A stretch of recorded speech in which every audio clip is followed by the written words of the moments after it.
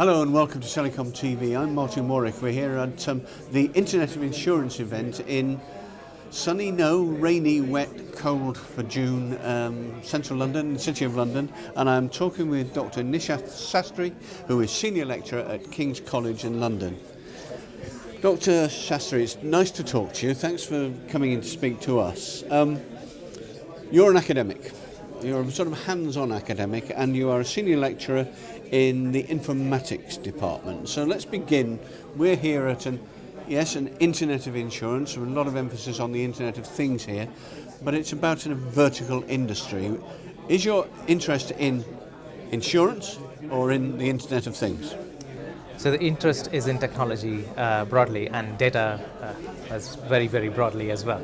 And insurance is one of the verticals that is proving to be quite exciting in terms of how they are interested in Internet of Things and so forth. And so this is one of the verticals that truly is a target for us. And this is something, as researchers, we do quite a bit. We engage very closely with industries, be it technology industries. So we work closely with BBC, with Facebook, with Google and so forth. But we also work with specific industrial sectors. We work with automotive industry. We work with power industries. We also work with insurance industry. So that's the interest here for me as a vertical. Okay, thank you. Now, what we're seeing, let me put something to you. The insurance industry is old, venerable indeed, been going in Britain and Europe for a long time, been in Britain for donkey's years, several hundred years in fact, if you think back. And it's always been a risk-averse, by its very nature, a risk-averse business. It's very conservative, it's very staid, and it's very much inclined not to change very much. But it's being forced into change by the fact that there are new players who are based, technology-based, internet-based, Internet of Things-based, and they seem to me to be as much in conflict as they are in confluence. Would you agree with that? Yes, I mean, if you think about it, maybe 150 years back, insurance itself was a big disruptor.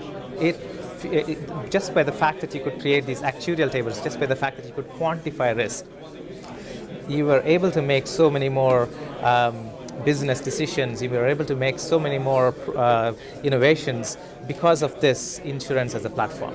And now what's happening is that there's this new way of decreasing risk, using all the data that's available, using the digital pheromones that we are kind of secreting, the digital exhaust that we leave behind. And this now creates a new opportunity if the insurance industry were to embrace it, or maybe a disruption for the insurance industry. So we need to wait and see how it goes. Well, I think from what I've been speaking to people here, rather my own my opinion is that it is a disruptor, because they're concerned, many of the established names in insurance are very concerned that they're going to lose something as a result of what's happening. They stand to gain something, but they're not really sure how to do it. And the reason for that is they've been sat on a gold mine for many, many years with the amount of data they've got, but they've never mined it properly. The Internet of Insurance technology that are coming along now will enable them to do that? Yes, absolutely. So there's what's changed is that we have now figured out new ways of dealing with technology, dealing with Internet of Things, the new sensors, getting new data streams which were not accessible before, but also to make new sense of data. So ways of so the old actuarial tables are still going to be central. But then there are new data analysis techniques which, if embraced, can actually yield cheaper ways, less risky ways of doing insurance, which will actually create a benefit for the consumer as well as a benefit for the insurance industry. It's just that it needs to be embraced, and there are certain risks that come with the adoption of data, the fact that data itself can be misused or reused or sold on, and funnily enough, it's a aversion which the insurance industry needs to be aware of. So the insurance industry is an industry built around the aversion to risk. But in fact, now there is an aversion to sharing data that consumers might have. And how do you play this game? How do you actually find this balance between the benefits that insurance can offer you with cheaper, newer ways of doing insurance versus this risks of loss of data or leakage of data, as it were. A word about the technologies. You're a technologist. there are many different types of Internet of Things technologies. A lot of them that are out there at the moment, specifically applying in many ways to insurance. Old-fashioned telematics have been around for a long time and are quite easily to deploy, they're cheap to deploy and so on. What about the new stuff that's coming up from disruptors, from startup companies, and the sort of work you're doing at colleges and in academia? What are you bringing to the table? So what we bring in is newer ways of understanding data, right? So data, if you think about it, data sets come in packages. So there's one data set that Lloyd's of London might have. There's another data set that might be publicly available. There's some other data set. It's in fact the much of the value in the data doesn't lie within individual data sets, but rather in connecting to multiple different data sets. That's number one.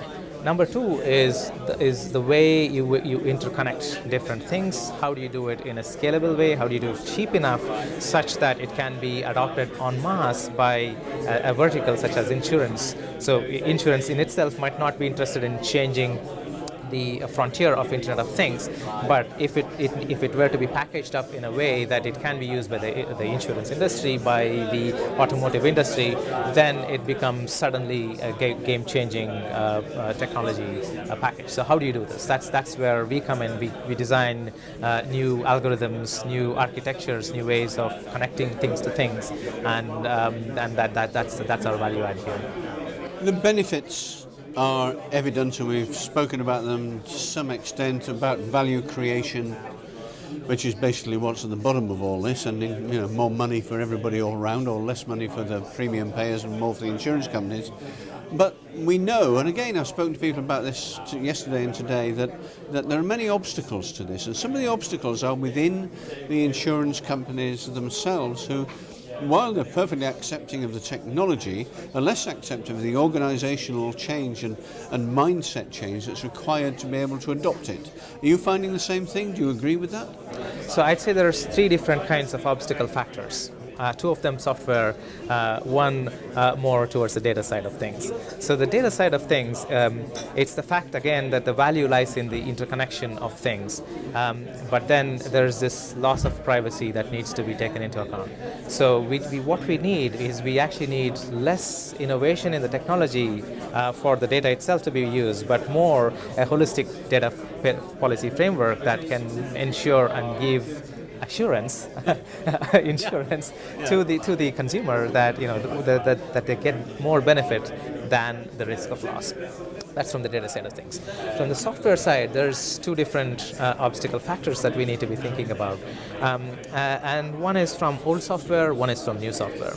So the telematics that has been deployed, all the sensors that have been adopted, they have been adopted and they are likely to stay in the field, and it's unlikely that you will actually have these regular software updates. So if you think about your Facebook or your Google, each time you log in, you might actually see something completely different. Everything gets updated on the fly.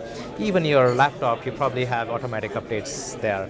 But when it comes to these grotty old sensors, they have to be cheap, right? They have to be a few cents or pennies. Sure. And so therefore, they're probably running software which is 4 years old, 5 years old, with the bugs that existed back then. So how do you ensure that the data that's been captured by these old sensors are still safe against the new bugs? That's old software. But then the bleeding edge technology comes with exciting new bells and whistles, new features. But then you also have this issue of they come with bugs. Right, so the bugs at the bleeding edge, the bugs of the old. So we need to somehow iron out this and keep the data safe, keep the consumer safe, and that's going to be the triumvirate of different challenges, if you will, two from the software side and one from the data side. And consequently, given these challenges, it's not unnatural that the insurance industry is looking at it with a bit of caution to see, is this something that we really should adopt, or should we stick to our old actuarial tables, which have worked for 150, 200 years. I don't know how old the insurance industry is now. So it's worked, and it's worked quite well. So can we stick to that is one way. Yeah. Yes, well, actuarial tables have lasted for a long time, certainly, but their days now must be numbered, because big data which is out there and what's happening now in the insurance industry and in so many others is about individualizing that data and looking to benefit, hopefully, individuals within that. So it's a completely different approach to data and the way it's being done. So do you think, things as they were have had the day? Absolutely not. That's a straight answer. Because so there's two kinds of innovations which are going to happen. The one which people have been focusing on is this personalized approach of, let's say, me as a person is going to be more risky than you as a person, so therefore I should be paying more than you. Yes, true. That can lead to new innovation, and that's going to be part of it, though. But the other part of it is there have always been rare cases for which it has been difficult to build actuarial tables. So it could be a disease which affects 1 in 1 million. It could be an event, it could be a Picasso. How do you insure a Picasso? There's only one instance of that. How do you build an actuarial table for that, right? So what you can get now is you can actually combine these rare events which have been, it's very difficult to observe rare events, but if you have an all-seeing eye which can gather more and more data, then you can look at these rare events, combine them across and build new kinds of actuarial tables for the side events. And that is going to be an innovation in actuarial.